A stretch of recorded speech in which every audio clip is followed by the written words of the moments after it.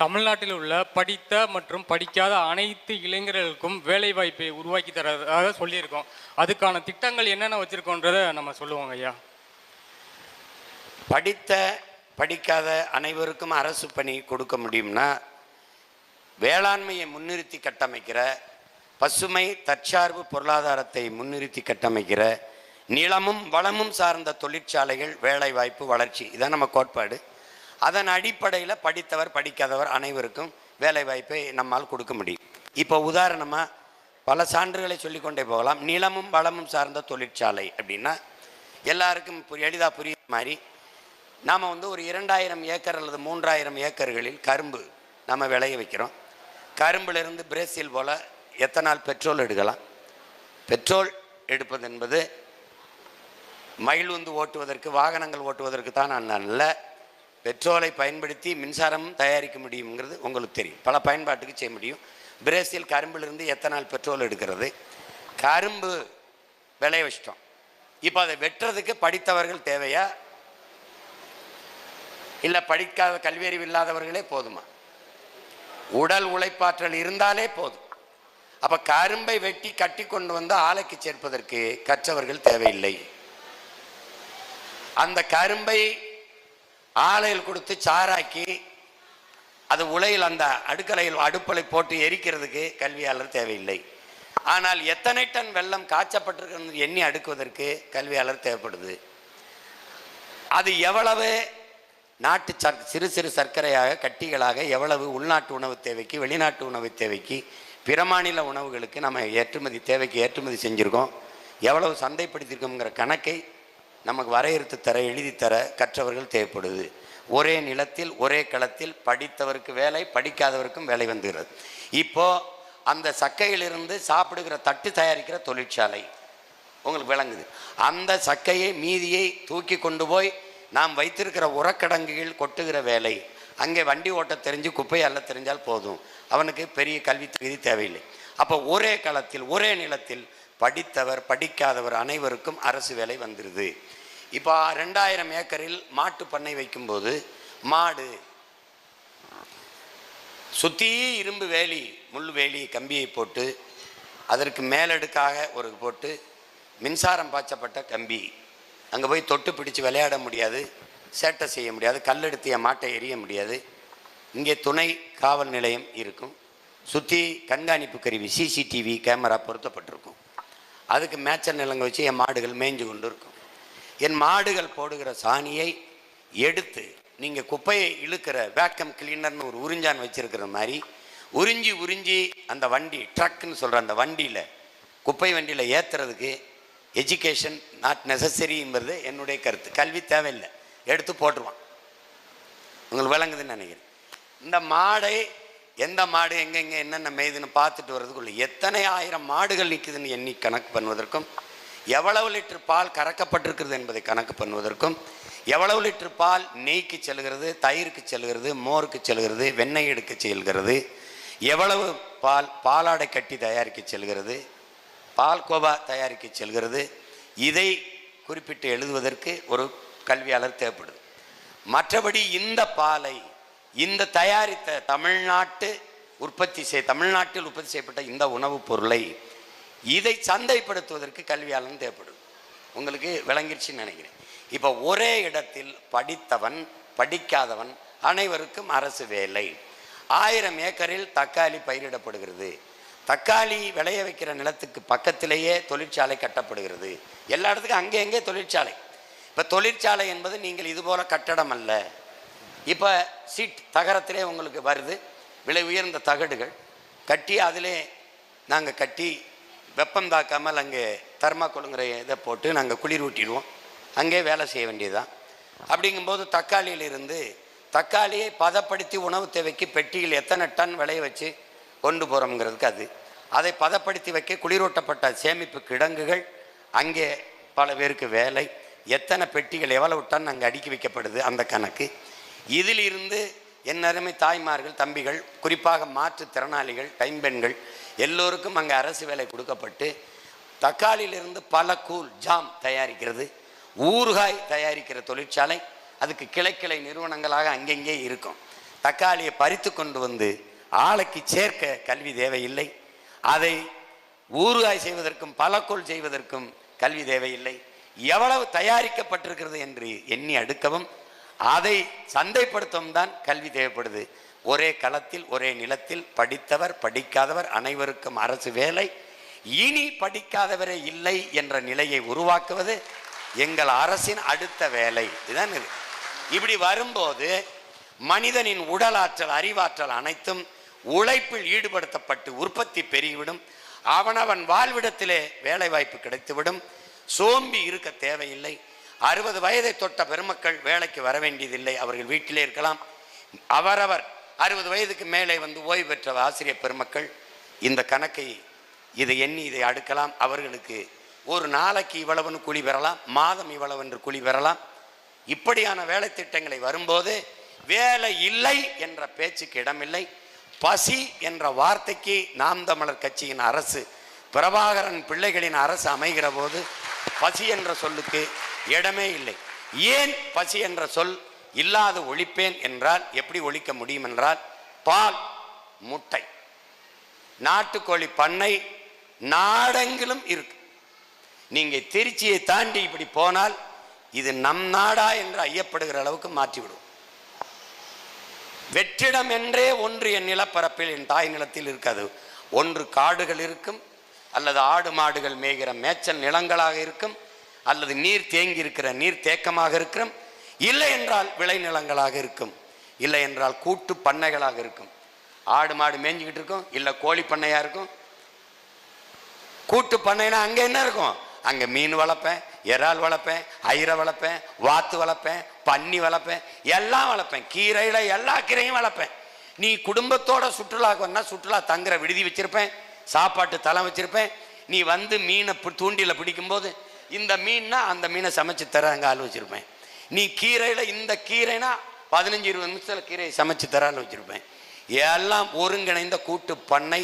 இது நம் பெரிய தகப்பன் நம்மாழ்வாருடைய கனவு. அதை நிறைவேற்றுகிற போது அவனவன் வாழ்விடத்தில் வேலை வாய்ப்பு. நீ ஒரு ஒரு ஒரு மாட்டு பண்ணை வச்சிருக்கும் போது இந்த மாதிரி பால், இந்த கலப்பட பால் கிடையாது.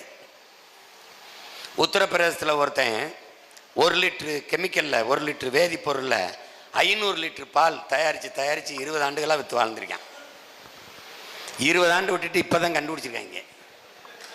அவன் கண்டுபிடிச்சிட்டா நீ சாப்பிட்டுக்கிட்டு இருக்க, நீ குடிக்கிறது பால் நினச்சிக்கிட்டு இருக்க, விஷம்ங்கிறத புரிஞ்சுக்க. மாடு இல்லாமல் பால் குடிக்கிறிய, நீ எப்படி கேள்வி கேட்கவே இல்லை. எல்லாரும் பால் குடிக்கிறோம், மாடுங்க. இது பால் போல ஒன்று. மில்க் ஃப்ளேவர், மாங்காய் ஃப்ளேவர், லெமன் ஃப்ளேவர் மாதிரி எல்லா காலங்களிலும் மாம்பழச்சாறு குடிக்க முடியும். மேங்கோ அப்படின்னு விற்கிறான். உங்களுக்கு புரியுதுன்னு நினைக்கிறேன். அதுதான் மாசானுக்கு புக்காக்க சொல்கிறான், பருவத்தில் கிடைக்கிற பருவத்தில் கிடைக்கிற பலா, இதையெல்லாம் எல்லா காலத்திலும் இருக்க வேண்டும் என்று நினைத்து நீ அதை பதப்படுத்த ஆரம்பி இயற்கை விட்டு ரொம்ப தூரம் போயிடுறாங்கிறார். மாம்பழம் 2 மாதம் தானே, அந்த பருவத்தில் தான் உண்றணும்.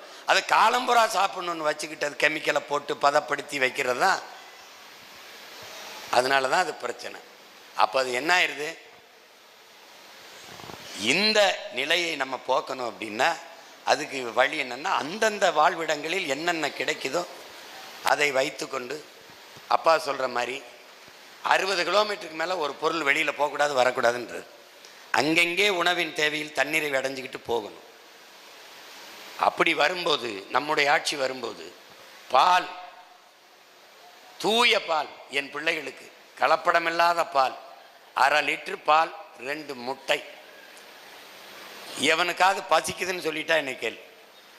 பஞ்சாப்ல லஸ்ஸின்னு கேட்டால் 1 லிட்டர் கொடுத்துருவான். எருமை மாடு தான். பஞ்சாபில் நீ போய் பயணித்து பார்த்தீங்கன்னா, சாலையை கடந்து போனீங்கன்னா எங்கே பார்த்தாலும் விளைநிலங்கள் ஆடு மாடு மேய்ஞ்சிக்கிட்டு இருக்கும். லசி ஒரு குவலை, இவ்வளோ ஒரு குவலை குடிச்சிட்டின்னா லசி இல்லை, பசி போட்டினா அவ்வளோதான். அதோட பசின்னு ஒன்றே வராது. பால் மற்ற திரவ உணவுகளை போல அல்ல, பழச்சாறை போல அல்ல. பால் முழு உணவு. எந்த உணவிலும் திரவ உணவில் கழிவு வராது. பால் முழு உணவு, கழிவு வரும். தாயின் மாரிலே 2 ஆண்டுகளுக்கு நாம் பால் தான் குடித்தோம், எந்த உணவும் உள்ளல. ஆனால் நமக்கு கழிவு வந்தது. காரணம் பால் முழு உணவு, முழு புரதச்சத்துள்ள உணவு. பாலை என் பிள்ளைகள் 1/2 லிட்டர் பாலை குடிச்சிட்டு 2 முட்டை நாட்டுக்கோழி முட்டையை அடிச்சுட்டு பள்ளிக்கூடத்துக்கு போனான்னா பசிங்கிறது என் நாட்டில் இல்லை. பல வடிவத்தில் பால் மாறுது. எண்ணெயாக மாறுது, நெய்யாக மாறுது, வெண்ணெயாக மாறுது, தயிராக மாறுது, மோராக மாறுது, பால் கோவாவாக மாறுது. அப்போ அதை செய்யறதுக்கு நமக்கு ஆள் இல்லை. நீங்கள் பால் அருந்துகிறீர்கள், பால் உங்களுக்கு கிடைக்கிறது, அரசு பால் விற்கிறது, அந்த பால் ஆந்திராவிலிருந்து வருகிறது. நீங்கள் கறி சாப்பிடுகிறீர்கள், ஆடு உங்களுக்கு எங்கிருந்து வருகிறது? ஆந்திராவிலிருந்து வருகிறது, ராஜஸ்தானிலிருந்து வருகிறது. ஏன் உங்களுக்கு ஆடு மாடு வளர்ப்பதில் அவமானம்? நாம் தமிழர் கட்சி ஆட்சிக்கு வந்தால் அது அவமானம் இல்ல, வெகுமானம், வருமானம் என்ற நிலையை மாற்றும். உங்களுக்கு ஒரு நோய் இருக்கு, அரை காசுனாலும் அரசாங்க காசா இருக்கணும், காசுனாலும் கவர்மெண்ட் காசா இருக்கணும்னு உங்களுக்கு தெரியல. அந்த அரை காசும் காசு நீங்க கொடுத்ததான் கவர்மெண்ட்டுக்குன்னு. உங்க பிள்ளைகள் நம்மது ஆட்சி வரும்போது அரை காசு இல்லை, காசு இல்லை, முழு காசே தருது. ஆடு மாடு வளர்த்தல், பட்டுப்பூச்சி வளர்த்தல், நாட்டுக்கோழி வளர்த்தல், தேனீக்கள் வளர்த்தல், நெசவு செய்தல், பானை செய்தல், வேளாண்மை செய்தல் எல்லாமே அரசு பணியாக மாற்றப்படும். அவரவர் வாழ்விடத்தில் கவர்மெண்ட் எம்ப்ளாய். அப்போ நீ வீட்டை விட்டு வெளியில் வந்தீங்கன்னா தொழிற்சாலை இருக்க போகுது, வேலை. நான் மாதம் ஒரு 5000 கொடுத்தேன்னு வச்சுக்க, செலவு பண்ணி காட்டிட்டு பார்த்துக்குவோம். நான் வெளிப்படையாக ஒரு சவால் விடுறேன், 5000 உனக்கு மாதம் கொடுத்துறேன், நீ செலவு பண்ணி காட்டிடு. செலவு இருக்காது. ஏன்? நானே விவசாயம் செய்கிறேன். மலையிலிருந்து விளைய வைக்கிற கிழங்கு தேன் கீன் எல்லா அங்காடியும் குறிஞ்சி அங்காடி என்று கடையை திறந்துடுவேன். அங்கே வேலை பார்க்குற என் பிள்ளைகளுக்கு, தம்பி தங்கைகளுக்கு, மாற்றுத்திறனாளிகளுக்கு, விதவை தங்கைகளுக்கு, எல்லாருக்கும், தாய்மார்களுக்கு அரசு பணி கொடுத்துருவேன். உனக்கு நடக்க முடியாது சோம்பேறி, வீட்டில் உட்காந்து அழைச்சி பேசி ஸ்விக்கி சுமோட்டோவில் வாங்கி திண்டு ஊபர் ஓலாவில் பயணிச்சிட்ட இந்த அவன் பேர் என்ன அமேசான் இதுலேயே பேசி தின்ட்ட அதே பழக்கம் இருக்கு. இருந்து போ கழுத. இப்போ என்ன எனக்கு அடிக்கிற? எப்பா 1 லிட்டர் தேன் அந்த குறிஞ்சி அங்காடிக்கு அடிக்கிற, எனக்கு கேரட்டு, முள்ளங்கி, பீட்ரூட்டு இந்த இந்த இதுக்கு அங்காடிக்கு கேட்குறேன். எங்காலும் ஸ்விக்கி சுமோட்டோலாம் தூக்கி வீசிட்டு நாங்களே அரசு பணிக்கு வச்சுருப்போம், நாங்களே வாடகை. என் பிள்ளை படித்த பிள்ளை உன் வீட்டு முகரி வாங்கிட்டு வந்து கொடுத்துட்டு போயிடுவான். அங்கே அரசு பணி, உனக்கு என்ன வேணுமோ அங்கே கிடைக்கும். குறிஞ்சி அங்காடி, முல்லை அங்காடி, மாட்டிலிருந்து வர்ற பால், தயிர், நெய், மோர், வெண்ணெய், பாலாடை கட்டி, பால்கோவா எல்லாம் முல்லை அங்காடியில் வச்சு விற்பேன். அங்கே கறி, மாட்டுக்கறி வேணுமா, ஆட்டுக்கறி வேணுமா, எல்லாம் அங்கே முல்லை அங்காடி. காடும் காடு சார்ந்த நிலத்தில் என்னென்ன உனக்கு கிடைச்சதோ தேன் எல்லாமே அங்கேயே வச்சுருப்பேன். மலை குறிஞ்சியிலையும் இங்கேயும் தேன் விற்கும், உனக்கு கிடைக்கும். திருப்பி மருதம் அங்காடின்னு நெல், குருதாலி, சாமை, வரகு, தினை, அது இது என்னென்ன வேணும், தக்காளி, வெண்டைக்காய், வெள்ளரிக்காய், பூசணிக்காய் எல்லாம் வச்சுருப்பேன் குறிஞ்சி மருதம் அங்காடியில். மறுபடியும் நெய்தல் அங்காடின்னு திறந்து வச்சுருப்பேன். மீன், எந்த வகையான மீன் வேணுமோ இருக்கும். இந்த 4 அங்காடி. நான் வரும்போது ரேஷன் கடை இருக்க போகிறதில்ல, ரேஷன் பொருளும் இருக்க போகிறதில்ல. ஏன்? அவன் மூட போகிறான், அவன் உணவு மானியத்தை ஒழிங்கிறான். நீ எதுக்கு இலவசமாக அரிசி கொடுத்துக்கிட்டு இருக்க? அதனால என் வியாபாரம் பாதிக்குது. அதனால உணவு மானியத்தை துண்டிக்கிறான். கொஞ்சம் கொஞ்சமாக இப்போ என்னென்ன ரேஷனில் அரிசி இல்லை, மண்ணெண்ணெய் இல்லை, பருப்பு இல்லை, சர்க்கரை இல்லை. கொஞ்ச நாள் கழித்து போனீங்கன்னா அந்த இடத்துல ரேஷன் கடையே இல்லை. இதான் நடக்க போகுது. நான் சொல்கிறதெல்லாம் நடந்திருக்கு. இது நடக்கும், சத்தியமாக நடக்கும். நீங்கள் எழுதி வேணா வைங்கள, பதிவு பண்ண வைங்கள. ஆமாம், அன்னைக்கே ஒருத்தன் திருச்சியில், இது என்ன மண்டபம், தாஜ் மண்டபத்தில் ஒருத்தன் பேசிட்டு இருந்தான், ஒரு பைத்தியக்கார பைய அப்படின்னு நீங்கள் நினச்சி பார்ப்பீங்க. உண்மையிலே நடக்கும். அப்போ நான் என்ன பண்ணுவேன்? அதுக்குள்ளே திறந்துருவேன். எங்கே பார்த்தாலும் குறிஞ்சி அங்காடி, மருதம் அங்காடி, நெய்தல் அங்காடி, முல்லை அங்காடி திறந்து எல்லாம் அரசு பணியாக்கிய மக்களுக்கு என்ன வேணுமோ கொடுத்துருவேன். திருச்சியில் தக்காளி 20 ரூபாய்னா நாடங்களும் 20 ரூபா தான். இங்கே விளையுதுனால விலை குறைச்சல், அங்கே வெங்காயம் விளையுது தேனியில், அதனால வெங்காய விலை குறைச்சல், அங்கே கம்பத்தில் கரும்பு, நாடங்களும் ஒரே விலை தான். அதை தீர்மானிக்க போகிறது வேளாண் பெருங்குடி மக்கள், விவசாய அமைப்புகள். அரசும் விளைய வைக்கும், அவர்களும் விளைய வைப்பார்கள்.